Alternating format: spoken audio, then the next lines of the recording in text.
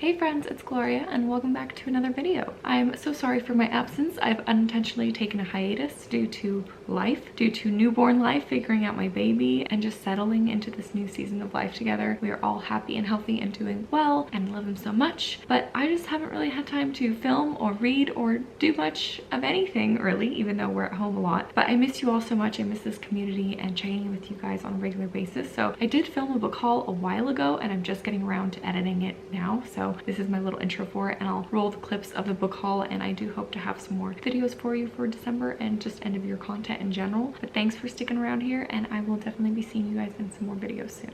Today I have a book haul for you. These are all of the books that I've acquired since my previous book haul. That's what I usually do, is just keep track of all the books that I get, and then they pile up, and then eventually the pile gets too big and I'm like, I need to film a book haul so I can put all these books away. I have 50 plus books to talk to you about. Baby boy is sleeping, so we'll see how far I get. I might have to insert something else later if I don't get through all of these. I always give a disclaimer. Most of these books are found in little free libraries or at library bookstores, library sales, stuff like that. So they're always really random because they're so cheap. Some of these I just get, I don't really even know what they're about sometimes. I just know the author, or it says historical fiction or something, and I'm like, yeah, I'll just take it home. And I also have my own little free library now, and so I keep an eye out on books that I know other people like, not necessarily even that I like, and if I'm not in the mood to pick it up, I'll just put it in a little free library. All of these books, 50 plus books, I spent less than $28 on. So that goes to show where most of these are coming from. And I tried to categorize by genre as much as I can. So let's get into the books. You can skip around if you want. As always, I like to say, if you've read any of these, if you know about the book, if you had a positive or negative experience, etc., please let me know.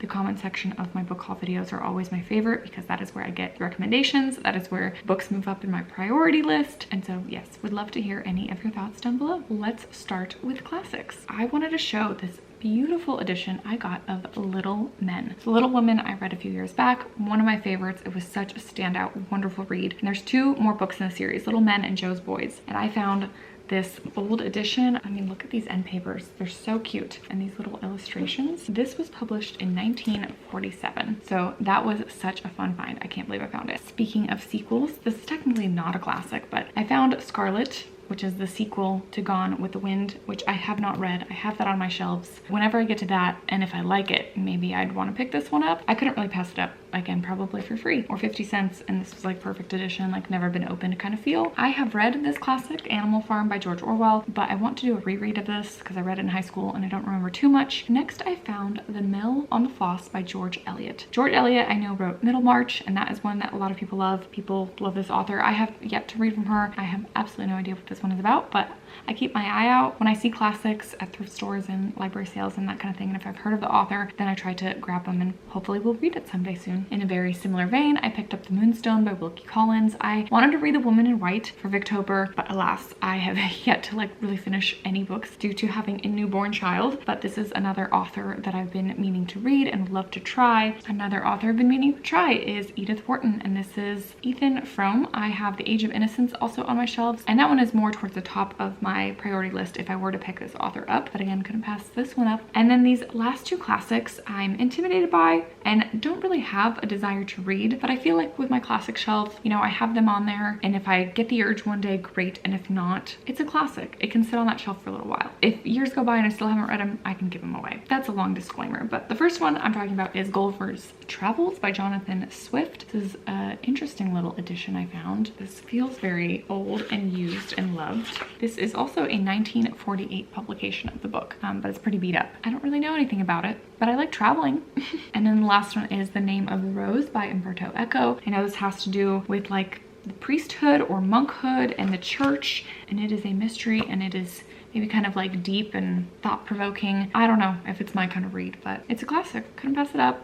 We'll see if I get to it. Let's move on to nonfiction. Always a pretty sizable stack in my book hauls. Nonfiction and historical tend to be the two largest piles of books usually, and that's the case today as well. So I was very happy to find The Library Book by Susan Orlean. This is all about a library in California, in Los Angeles in 1986 that burned down, and a bunch of books and texts were lost, and there's a bit of a mystery behind maybe who started the fire, why it happened, etc. But I've heard great things. This book has been on my to-read list for a very long time. I was happy to finally find a copy and own it. Will it get read? You know, that's the question of the day. Next, I found a pretty beat up, water damaged copy in a little free library of The Happiness Project by Gretchen Gretchen Rubin. I think I heard Chantal from Chantal Reads All Day mention that she enjoyed reading this book, kind of like a self-helpy nonfiction, which I don't always love and tend to gravitate towards, but this one piqued my interest. Speaking of Chantal, I know that she's mentioned this author before, Brant Hansen. This is Unoffendable, How Just One Change Can Make All of Life Better. Also self-helpy. I believe this is a Christian nonfiction. Next, I found Chatter, The Voice in Our Head, Why It Matters, and How to Harness It by Ethan Cross. This is all about the inner voice in our mind, how we talk to ourselves, maybe, our coach, or often our inner critic. Negative self-talk tends to be my baseline, so I'm curious to see what this one has to say. Next, I found How We Got to Now, 6 Innovations That Made the Modern World by Steven Johnson. This one seems to be a fun one. I don't know when I'll ever pick it up, but it's info about 6 inventions of the world,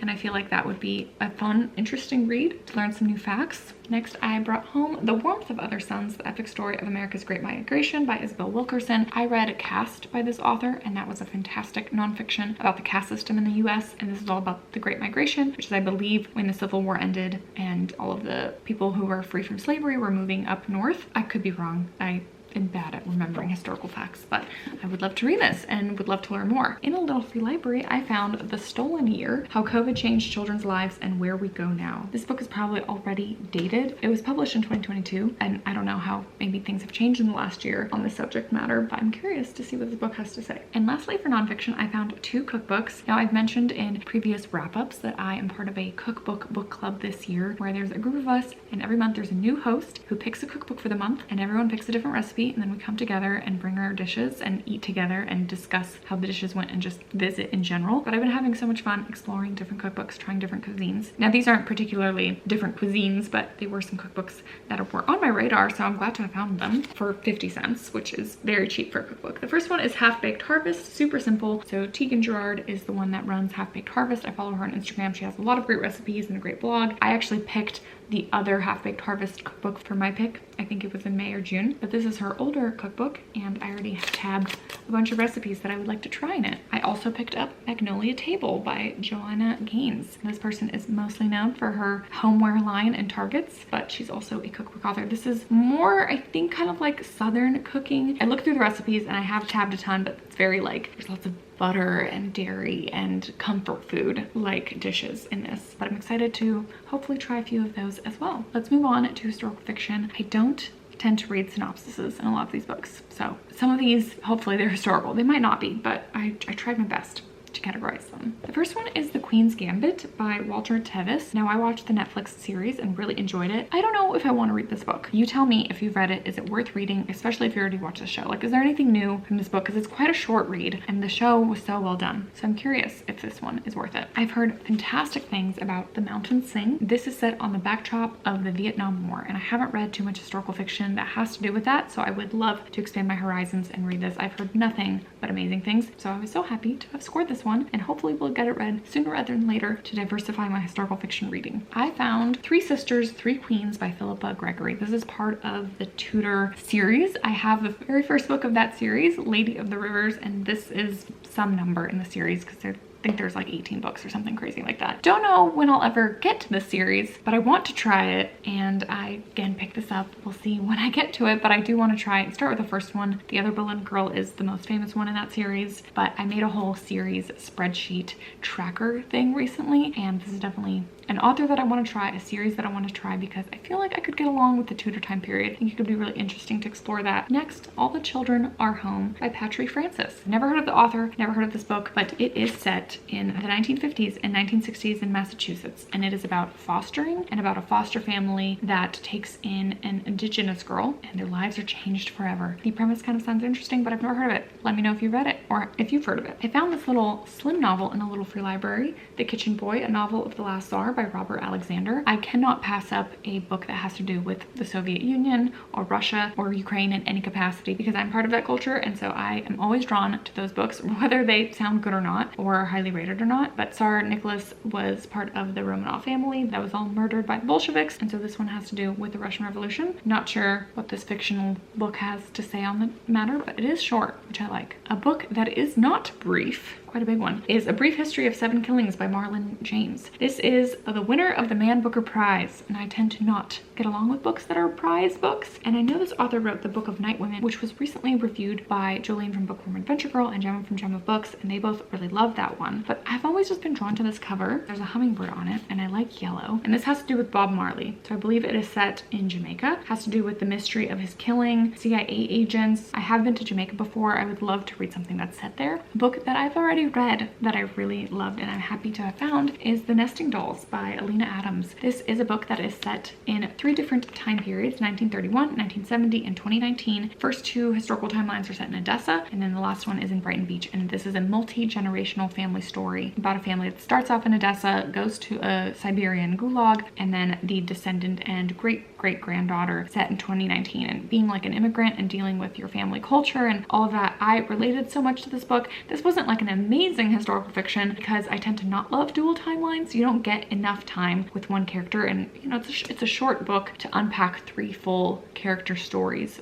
really well. But I thought that the connection, the through line was really great, and like I said, I just really related to it. So if you're looking for a book that's set in Odessa, set in Ukraine, that has that hardship, toil of the Siberian wilderness and surviving, this was a good one, and I'm happy to add it to my shelves. Next up, I found Wench by Jolene Perkins Valdez. This one sounds very hard-hitting but so interesting. This is set in Ohio before the Civil War, and there is a house where Southern white men would run away with their Black mistresses who are enslaved. And then this is about one woman who is part of that house, and she starts talking about running away. I'm not entirely sure, but it sounds pretty intense. Like, it could be a really hard read, but also pretty good. So, a heartbreaker full of understated tragedy and lyrical prose. This is a devastatingly beautiful account of a cruel past. And lastly, for historical and another historical mystery, is Girl Waits with Gun by Amy Stewart. This is also a start of a series. I've heard great things. I've been recommended this book before. This is about like a female sheriff. It's set in the Midwest, I think, and it just sounds really interesting. So mom life happened. Had to take a little bit of break. It's been a couple hours. Let me get back to this haul. Next, I'll mention what I'm calling contemporary reads, because I think they were written during the time that they were set in, you know? I have The Pearl That Broke Its Shell by Nadia Hashimi. I heard of this author because Krista read Sparks Like Stars, and that is a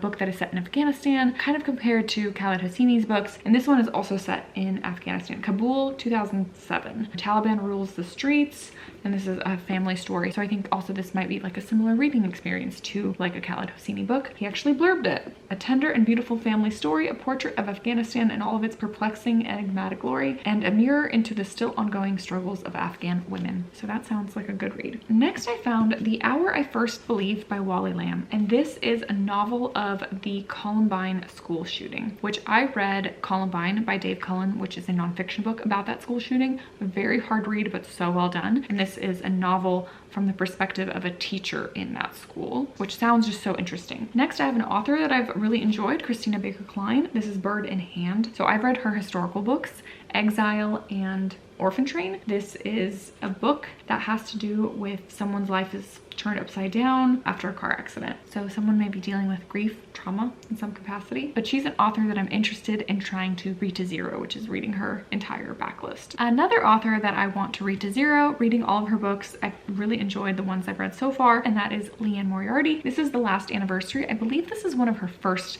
novels. They usually have to do with some sort of family drama, some sort of maybe mystery going on behind the scenes, but I really love her writing and the way that she makes me think about what I would do if I was in that character's shoes, and the way that she unfolds the way people think. So I'm happy to add this one to my shelves. I think this is the last one of hers that I needed to grab before I own all of them. And then lastly, for this contemporary stack, I found an author that a lot of people talk about on BookTube, and I don't really know what her writing's about, and that is Rosamund Pilcher, and this is Winter Solstice. When I see her name mentioned, her books seem very seasonal, like there's books about September and Shell Seekers, which I think is maybe summery. I'm not entirely sure, but also feels like family story, family drama, love, loyalty, and rebirth. This one's set in London, maybe Scotland, but she's definitely an author that I'd like to try. So let me know what you think of her writing, if you've read her, and if this is a good one that I should start with. I'm not sure where to slot this one in, so I'm gonna call this my like miscellaneous mystery category maybe. maybe. This is A Great Deliverance by Elizabeth George. The only reason I picked this up is because Shelley Swearingen raved about this book and this author. This is a British mystery series and it is a long ongoing series, and I found this book for 50 cents. So I thought I'd snag it. Maybe I'd try it one day. But I haven't really tried too many mystery series. I tried thrillers now and again and don't always get along with them. I haven't really gotten into too many proper mystery series for me to know what I feel about them. So I'm curious how this one will fare. Speaking of like mystery thriller type books, I have 5 here that I couldn't help but bring home. And I say this often in my book hauls, is there tends to be a stack of like, I don't know how I feel about these books. Not obviously drawn to them. They sound like maybe not my kind of reads, but for some reason I can't help but bring them home because I've heard great things about them. But now that I'm a little free library steward, I don't feel as bad about that, because if this book is just not vibing with me, I have a place to put it and I have a place for someone else to find it. And these are quite popular reads, I would say. So I think someone who would stumble upon these would be happy to find them. All that disclaimer aside, the first book in this stack is The Secret History by Donna Tartt. I have read The Goldfinch by this author and I did not like that book. It was way too long. I did not care about the character. I had a really hard time with that read. I read it like way back in the day when it came out. And this one is quite controversial. I feel like a lot of people love it. A lot of people hate it. It's an either or kind of read. I'm very dubious that I would like it. I think based on how this book has been described and the unlikable characters in it, this is the epitome of dark academia, which is like students, boarding school, murder, mystery, lies, morally gray things, like that kind of stuff. Doesn't sound like my kind of read at all. I might be willing to try it, but if I'm just not feeling it, I'll put it in my little free library and someone will be happy to score this one, I think. Similarly, don't think it's my kind of read, is My Dark Vanessa by Kate Elizabeth Russell. This is very hard hitting. This is like a retelling of Lolita, but from the female's perspective of a young girl that is groomed by her teacher into a sexual relationship, and it's just supposed to be a very tough read. I'm not necessarily opposed to that, but I just feel like you have to be in the right headspace for that kind of book, and I don't know if I'll ever get there. Another book with unlikable main characters is You by Carolyn Kepnes. Now I have watched the first 2 seasons of the Netflix show based on these books. I think there's like 4 books in this series, and I haven't watched the newer seasons, and I don't really feel like I would get along with these books. Like, I don't really want to be in the headspace of a serial killer. I feel like maybe Gloria 5+ years ago would have enjoyed this kind of read, but where I am now in my life stage and the kind of reading taste that I'm uncovering of what I like and don't like, I just don't think that I would dive into this series and really care about them. And so I think I'll just pass it along for someone else. Next, I want to talk about some children's literature that I've found that I want to add to my shelves, but I do want to mention one quick YA novel that I found, and that is Spinning Silver by Naomi Novik. Now this and Uprooted by the same author are really solid recommendations that I see a lot for like if you want to get into fantasy, and this is a retelling of sorts. I don't read too much fantasy. I've dabbled here and there. Sometimes I like them, sometimes I don't. I haven't really tried many retellings, so that's why I was happy to find this and be like, well, I'm willing to try it and see if I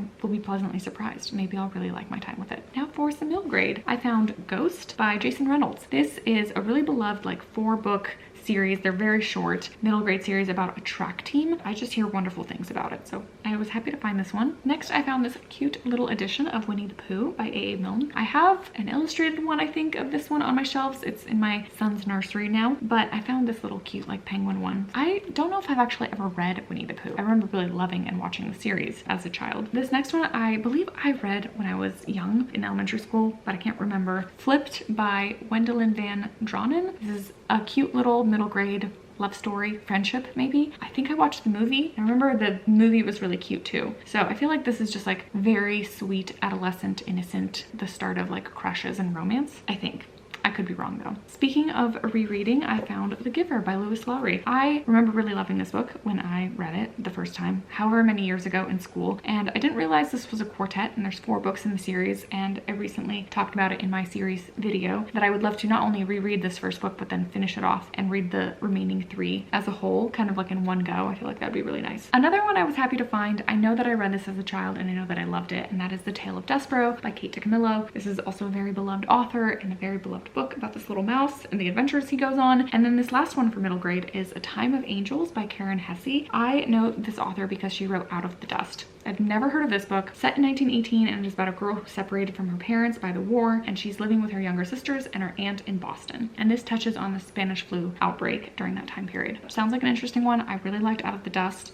So I'm curious how this one's gonna go. And then to finish off this haul, I want to talk about some bee themed things that I got and a couple gifts. And I want to say a big thank you to Heather for Reading with a Vengeance, because she sent me this little care package and I cried when I opened it. I was pregnant at the time and was emotional, but also it's the cutest thing ever. She got me this little onesie that says "On my way to the bookstore," or I should say she got this for Phineas. So I can't wait till he fits in this. That is so cute. And she paired that with this little bee board book by Britta Teckentrup. I really like this author. This is just like a peek through picture book, board book, and it's so sweet. So I'm so happy to add this to shelves. And then she also sent me this little informational, almost like graphic novel book. It's called OMFG Bees. Bees Are So Amazing and You're About to Find Out Why by Matt Cratched.